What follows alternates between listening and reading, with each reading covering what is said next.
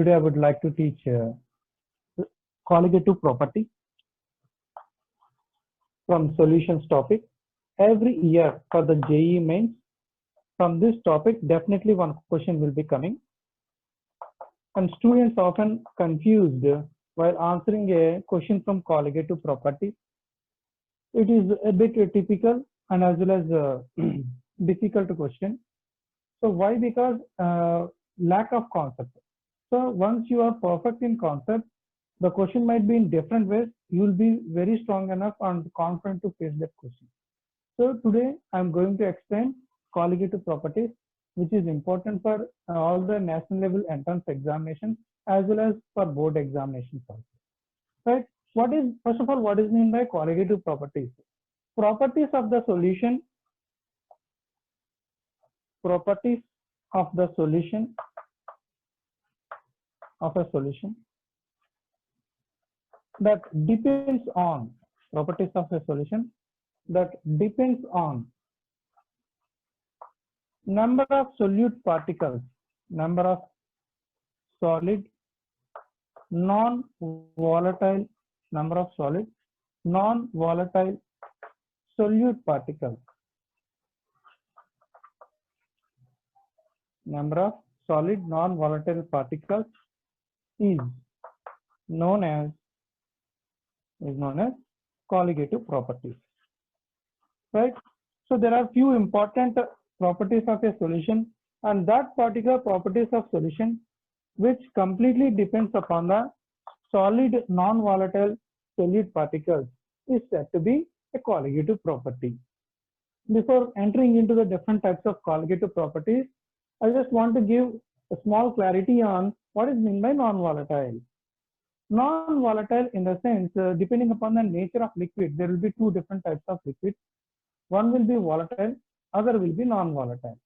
Where volatile in the sense which can be easily vaporizable. Non-volatile in the sense which cannot be easily vaporizable at normal conditions. Normal conditions in the sense room temperature. If any substance is vaporizable even at room temperature, then it is said to be volatile. If it is not vaporizable at room temperature or a slightly more high temperature also, then it is said to be non-volatile. One of the best examples to observe this volatility and non-volatility is volatile is the petrol. If you see from a distance level also, you can see when fuel person is filling petrol in a tank, you can see the fumes are coming out of it immediately. It is because it is highly volatile in nature. Even if you drop some a single drop of petrol on your hand, immediately you can see it will be evaporated. So one of the best examples for a volatile liquid is petrol, diesel, all this. And one of the examples for non-volatile substances is water. Water is not easily vaporizable. So water is non-volatile. And one of the best non-volatile liquid is mercury. Because of its highly non-volatile nature and high density, because of these two properties only, we use mercury in barometer. Now, leaving on all these things, hope you all got clarity. So, solution is mainly formed by mixing solute and solvent. And in case of a solid in liquid, in case of a solid in liquid type solution, that means solid is added to liquid. One of the best examples for solid in liquid type solution is, I will take saline water, where saline water is nothing but table salt present in water. The table salt or common salt that we use in our day-to-day life in cooking is NaCl. When this spoon of NaCl is added to glass of water, spoon of NaCl is added to glass of water, where water is the solvent and this salt will be the solute, where salt is solid and water is the liquid. So it is a solid in liquid type solution only, and salt is non-volatile in nature. So briefly, what is meant by colligative properties? Properties of a solution that depends on number of solid non-volatile solid particles is known as colligative properties. Now we'll see in detail about this colligative properties. One of the first and important colligative property is lowering of vapor pressure, which is the What is that? Lowering of vapor pressure. The first and important. Before we get into this lowering of vapor pressure, first of all, I would like to discuss what is meant by vapor pressure. What is meant by vapor pressure and what happens to vapor pressure and what happens to vapor pressure, right? All liquids in this nature have the tendency to escape into vapor phase in a closed vessel. Now I have taken a liquid which you can consider water also, saying I'm just writing here because any liquid is capable of escaping into vapor phase. So these liquid particles can enter into the vapor phase, and these are the particles of the liquid present in the vapor phase. Now the particles present in the vapor phase will attain some pressure on the surface. Particles present on the vapor phase will attain some pressure on the surface, so that there will be an equilibrium established between the liquid phase and vapor phase. Here it is liquid phase and here it is vapor phase, right? Now leaving about the equilibrium, what I can say about vapor pressure is pressure exerted by particles present in the vapor phase over the surface of solution. Simply, pressure exerted by particles present in the vapor phase over the surface of solution is said to be vapor pressure. Now, on addition of a non-volatile solid particle to a liquid, its vapor pressure will be decreased. Right? To understand this concept, I am going to take three different examples that I have taken 1 molar concentration of urea and 1 molar concentration of glucose, 1 molar concentration of glucose and 1 molar concentration of sucrose. Here I am going to take 1 molar concentration of sucrose. Here you can observe the difference in between these three solutions. These are the three different solutions. Solvent is same, that is liquid only, that is water. So I prepared three different solutions of water by adding 1 molar urea, 1 molar glucose and 1 molar sucrose. There is a similarity in these three different solutions as well as differences also. The similarity in these three solutions is all these three solutions have the same concentration, that is 1 molar. Now all these three different solutions are different because of the solute particles, right? For example, for a glass of water, I have added a spoon of salt. For the another glass of water, I have added spoon of sugar. The first one will be salt in taste. The second one will be sweet in taste. So definitely there is a complete difference in between these two solutions. It is because of the substance present in that solution. In the same way, these three are different from one another, but their concentration is same. So here I want to mention an important point that colligative properties are independent on nature of substance and dependent on a number of solute particles. What is that note? What is that note? I am going to write it here. Please listen carefully. This is an important note. This is the point where students often get confused. That is why I am clearly mentioning and stressing on this point. That is, colligative properties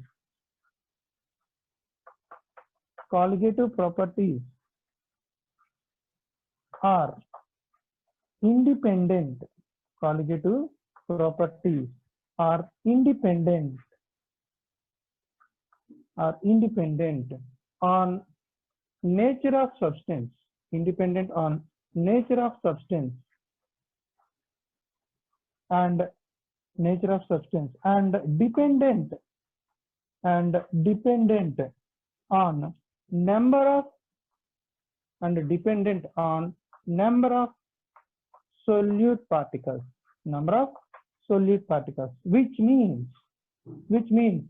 vapor pressure of a liquid will be decreases on addition of non-volatile solute. That is nothing but lowering of vapor pressure. Now I told you that liquid will definitely have vapor pressure.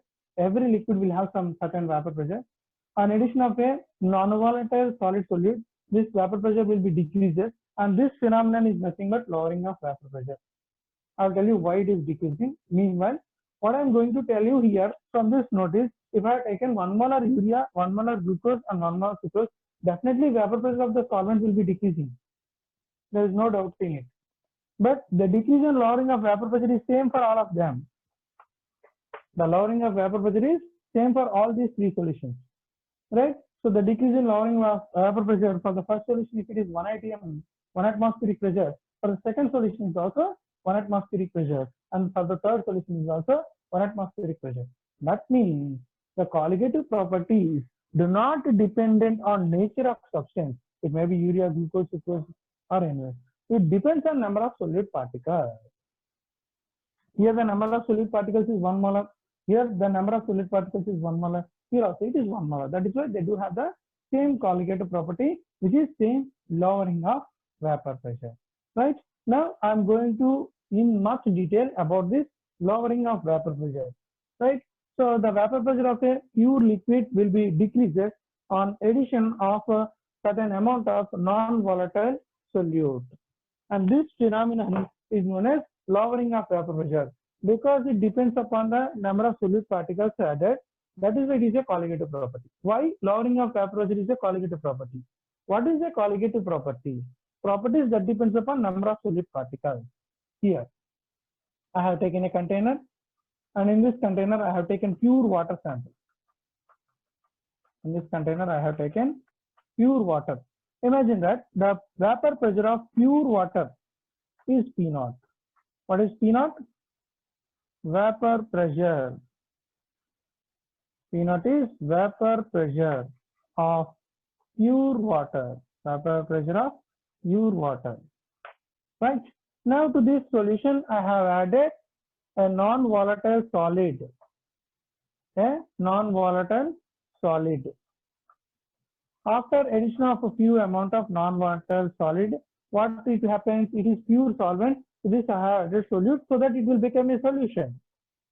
So this is the solution.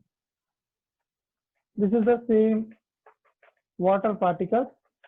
Now to this I added a non-volatile solid. Now imagine that I have added urea. 1 molar urea I have added. So when I added 1 molar urea, that urea will be dissolved in it. Urea will be dissolved in it. Then only it will make the solution. Right? When urea is dissolved in it, the solute particles will be reaching the bottom of the container, bulk of the container, as well as, this is important, the solute particles that I have added to the pure solvent will be dispersed equally to the bottom of the container, bulk of the container, as well as surface of the container, Now this is the reason behind the lowering of vapor pressure. What I said about vapor pressure? Pressure exerted by particles present in the vapor phase. Now, if surface area of that liquid is blocked by this solid, how do these particles enter into vapor phase? Through the surface only. More is the surface area. More is the surface area. More is the number of particles enter into vapor phase. Isn't it? If surface area is decreasing, number of particles entering into vapor phase also decreases, right? So it also depends upon number of solute particles entering into the vapor phase. When the surface area is blocked, the number of particles entering into vapor phase also decreases, hence vapor pressure also decreases. Have you got the clarity? Here if you observe, this is the number of particles present in the vapor phase. And here if you observe, the number of particles present in the vapor phase is less. It is because the surface area is blocked by the number of solute particles. Please have a look on this concept. Now, please have a look. Now, I will go to the next topic, that is the relative lowering of vapor pressure. The relative lowering of vapor pressure is the relative property. It is the relative property. It is the relative property that we can understand from the vapor pressure. Right? Now, if the vapor pressure of the solution, pure water, Vapor pressure of pure water is P naught. Then vapor pressure of solution will be P S. What is PS over here is vapor pressure of solution.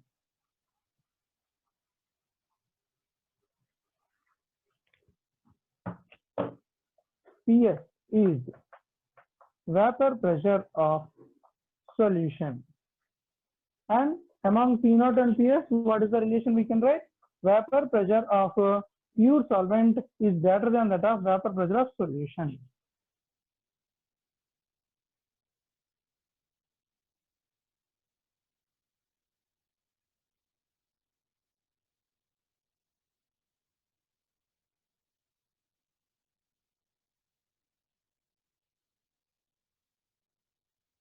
So that vapor pressure also decreases. So we can say that vapor pressure of pure solvent is greater than that of vapor pressure of solution. Then lowering of vapor pressure. Lowering of vapor pressure is nothing but decrease in vapor pressure. So lowering of vapor pressure. So lowering of vapor pressure is equal to P0 minus PS. Initial minus initial vapor pressure minus final vapor pressure. So this is about lowering of vapor pressure. Now I will be discussing about relative lowering of vapor pressure. Where relative lowering of vapor pressure is a relative property, or you can say comparative property. A relative lowering of vapor pressure is a comparable property.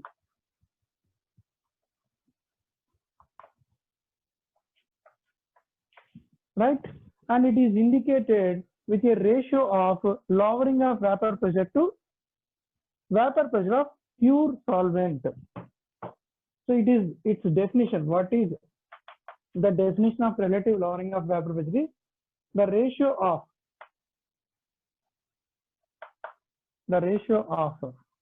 lowering of vapor pressure to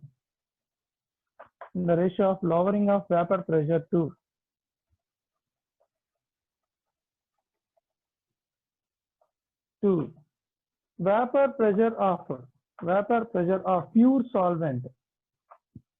Vapor pressure of pure solvent is known as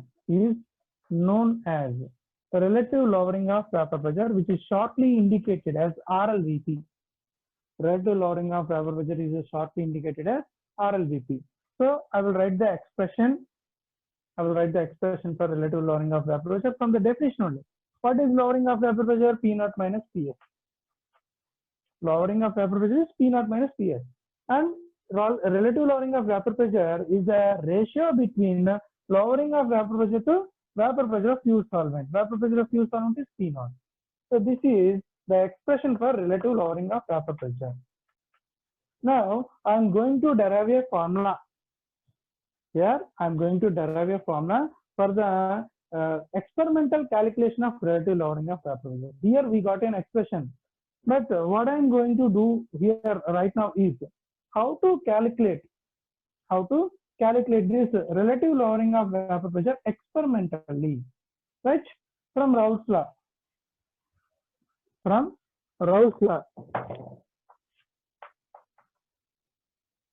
What is Raoult's law?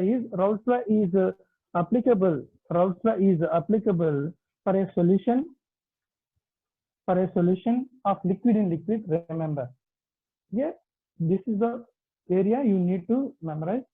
That is actually Raoult's law is applicable to liquid in liquid type solution.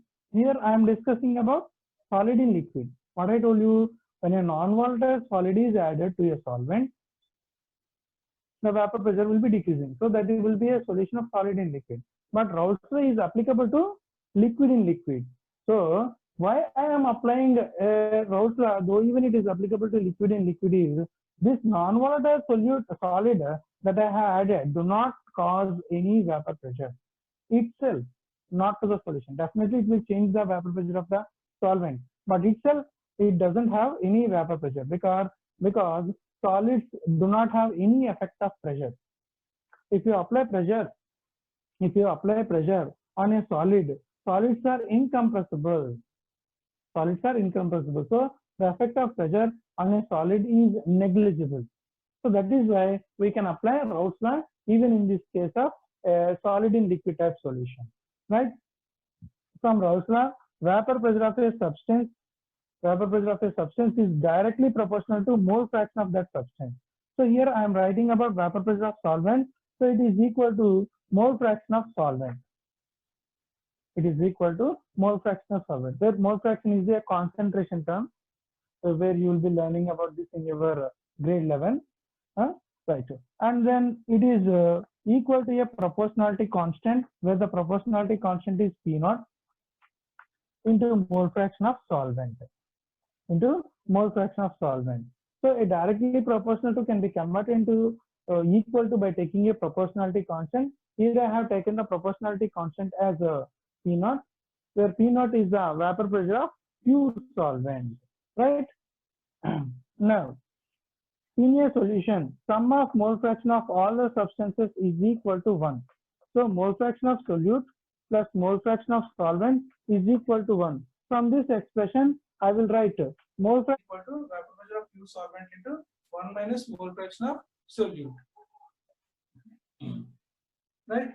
From this, this is the last step remaining in the derivation of this experimental value. I will extend this multiplication. Vapor pressure of solution is equal to vapor pressure of solvent into P0 minus P0 into mole fraction of solute. Now I am going to take this term on this side so that it will be P0 into mole fraction of solute. P0 into mole fraction of solute is equal to